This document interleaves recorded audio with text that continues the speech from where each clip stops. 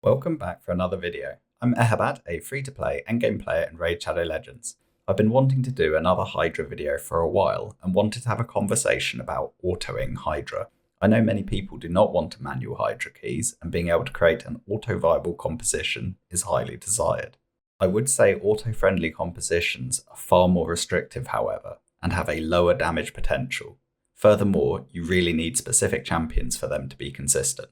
However, I have had good success on two compositions that I use for both my hard and brutal keys. There are quite a few swaps possible too, and many ways to mix and match between the two. I have done two videos that try to deep dive into the Hydra mechanics we need, and how I look to construct my teams by virtue of what are my priorities. I highly suggest you look back at the Nightmare Hydra video where I go into detail on this. Anyway, in this video I will discuss building auto compositions based around Shamil. We won't be using a Krizzy or a Krisk. Sadly, I don't have either. In today's team, the only mandatory champion is Shamil. So if you've seen that Nightmare Hydra video, you know that to account for all the potential RNG, we need AoE decrease speed, AoE increase speed, AoE decrease attack, AoE block buffs, AoE decrease defense, a mischief tank, a provoker to take care of decay, and at least two good sources of damage. Lastly, I would say that AoE Hex is really nice to have, as it is a big DPS boost and pairs really well with Shamil. Realistically, you need a champion that fills at least 2 to 3 of these roles in one. Necmo is well known to be fantastic for this, bringing increased speed and decreased attack. And if you use him in a provoke set, can be pretty effective as a provoker as well. Risk, of course, is huge in terms of filling multiple roles too, but I don't have him, so I'm going to pretend he doesn't exist. Kantra 2 is fantastic at filling multiple roles. She can apply decreased speed, decreased attack, block buffs, and can be a very reliable provoker if your team outputs consistently a lot of debuffs. Skull-Lord Vargal can fill the role of mischief tank, decrease attack, and is a highly reliable provoker also. There are many other champions in the game that fill multiple roles in one, so ultimately you're going to have to look at your roster and try and figure out what will work for you. But in the two teams that I'm going to be showing today, my recommendation is to build your Shamil as a mischief tank and look to add damage thereafter, as this will massively increase the effectiveness of the overall team. This has worked very well for me. However, you can also use a different champion to do the mischief tank role if that works better for your roster and your potential team compositions, and consequently build more damage into Shamil instead. Overall, I cannot stress this enough, Hydra is a game of chess. It is a difficult, complex encounter that requires many mechanics to be accounted for. My biggest suggestion is to focus on the mechanics rather than the champions used, and that making an auto team for the harder stages is extremely endgame. You have been warned. Here, my brutal team is built around Necmo, but don't worry, my hard team isn't. I'm confident that I could mix my teams around and showcase a different auto team for brutal, and if that's something that would be of interest, please do let me know in the comments. However, you do need to have good champions and good gear, no matter how you look at it. If you're not at the point of being able to auto Hydra, there are far more accessible ways of dealing with it on a manual basis. As mentioned, if you run Necmo and Provoke set, he can fill 4 roles in one, which is utterly OP. Ugo can fill another 2 roles in block buffs and sustain. I've tried using Godseeker, Elva, and even Bivold in a healer role, which the results are mostly good by and large. I do think Siphi would be best in slot, however. Then finally, there's space for 2 pure DPS champions. You could be using Geomancer, Royal Guard, Husk, Sakir, Ninja, Mishinak, Teela. All of these would be great. You can even switch based on the rotation if needed. Geomancer's AI targeting, however, is not great. He's probably arguably suboptimal unless you are going to be click targeting throughout the run. I typically run on a pure auto basis, and I still have hit between 80 to 95 million across rotations 1, 2, and 3. I have found it to be a little bit less consistent on rotation 3, but it still does get the job done. Meanwhile, my hard team, which I believe could also be run on brutal if I needed to, is reliant on Cantrip bringing many of the key debuffs: decreased speed, decreased attack, and block buffs. I'm using Lydia for decreased defense and increased speed. I've run out of Ugos by the time I built this team. For a healer, once more I'm using either Godseeker or Elva, and then I'm bringing in Mithrala for Hex and further sustain. In the end, I only have space for one DPS slot in this team, where I've tried both Ninja and Sakir with similar results. This composition is far from optimized, but it is my third Hydra team, and it's really been constructed to simply get the job done. It has the bones of a team that I think could certainly be used on harder difficulties. Hopefully, both of these teams give you some ideas, assuming that you have Shamil. If you don't have Shamil, I do have a couple of manual videos that use different champions. And I'm going to be putting out further videos focusing on more budget teams. So whatever your roster and whatever your stage of the game, please do not be disheartened by Hydra. There is always a solution to whatever the problem. Sometimes this is simply patience. The missing key ingredient to progressing to the harder difficulties could be the next fusion or guaranteed champion. Right then, let's take a look at these builds. We'll start with Necmo Thar, who I now have built in a Provoke set with Perception as the ancillary set.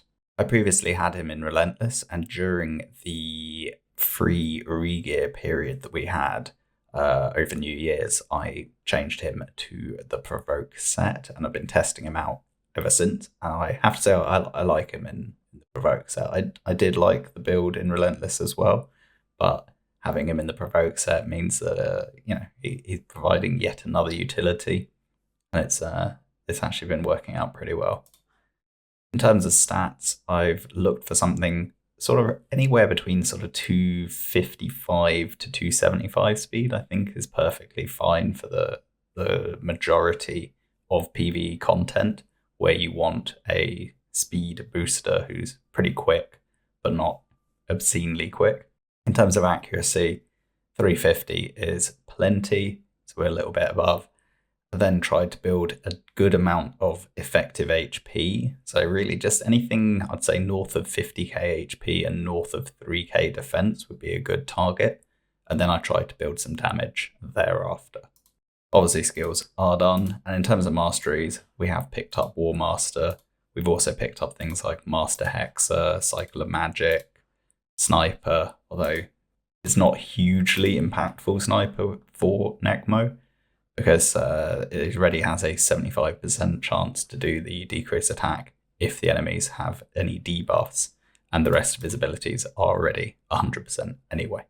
We do have a Blessing here, and obviously we're getting an extra 5k health from the Awakening, which is helping us with our overall effective HP. On to Ugo, who I think is the next most critical champion in this composition. We do have a Relentless with Perception, and to be honest, you can see even the gear's not even all rolled up, but it's just about enough to be doing Brutal. I will, once the gear's rolled up, we'll have enough accuracy to be Nightmare viable, which is the 350 mark. If I remember correctly, Brutal is 270 on the accuracy. In terms of speed on Ugo, I like anything really between, say, 230 and 250. So kind of the next speed bracket, faster than our Nukas, but slower than our speed booster and kind of speed controller in Necmo. We then again have good effective HP. We've gone for a higher ratio of HP to defense, so we get more value from the heal, which is based on max HP. Lastly, very similar masteries. We have War Master once more. We have gone for Blade Disciple, as it's actually got a higher substat value for Ugo based on her very low base attack than Deadly Precision. So that's purely a decision choice based on the base stats of the champion. So Ugo has more benefit from Blade Disciple than Deadly Precision.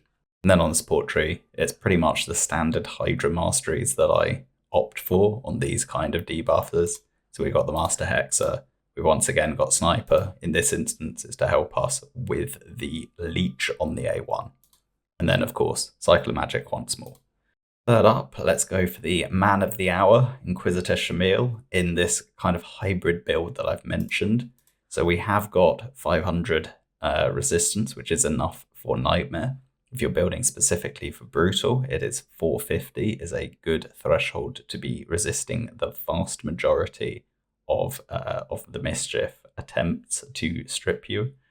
Beyond that, I then wanted to make sure we had a good effective HP, so really about 2.5k defense and ideally around 40k or higher on the HP. So we're just about scraping by on the HP front. And then I've tried to build as much damage as possible, so 100% crit and starting to build stats into the attack and crit damage. And Shamil can do good damage in Hydra, particularly if you do pair him with a Hex champion to allow that spread damage, the splash effect, if you will.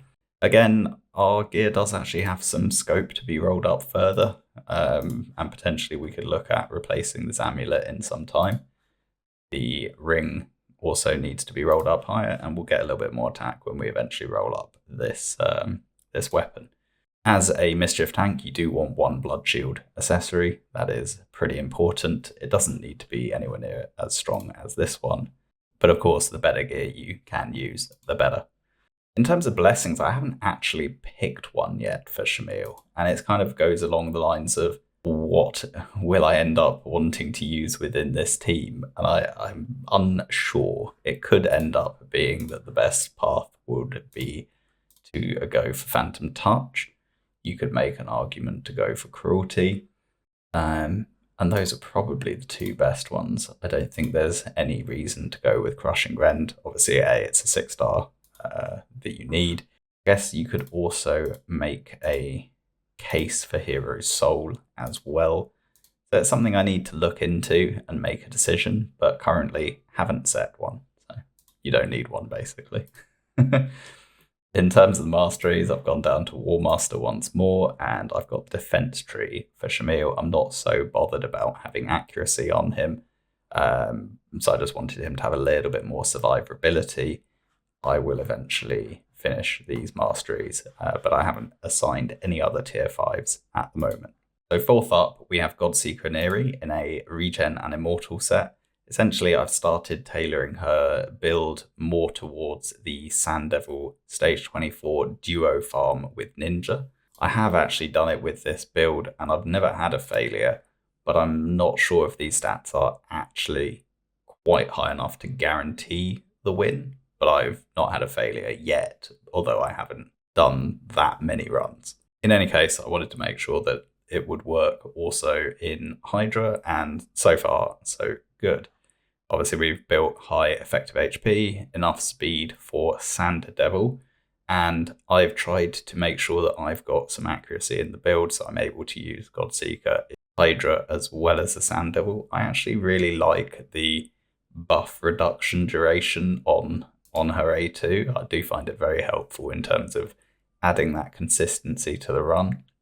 So if something does go wrong, if Mischief steals your buffs and spreads them, or Wrath gets the increased attack buff off, basically if any reason you don't have block buffs up and they're able to buff themselves, at least you can start to reduce the turns they have on those buffs, and you also have Geomancer available to steal them as well. So between Godseeker and Geo, you've got opportunities to get those buffs off. In terms of masteries, it's set for the Sand Devil. I had previously gone down to the War Master side, but because you can't use War Master in that fight, it is now these masteries, and it still does the job, but definitely lost a bit of damage potential on the overall composition. And in terms of the two damage dealers, I have Geomancer in Relentless. This is actually my Geomancer that I use for Bommel as well as Brutal Hydra. So I've built enough accuracy for Bommel, and also, in fact, it's enough accuracy for Nightmare Hydra. But again, if you're building specifically for Brutal, you only need 270. We have enough resistance for Bommel. That is not required in this. And then we're in that next speed category. So below the Ugo, where we've said, something between 230 and 250 for Ugo, we're now looking at the DPS really kind of anywhere between sort of 210 and 230. Is generally going to be fine. This Geomancer a little bit faster at 234.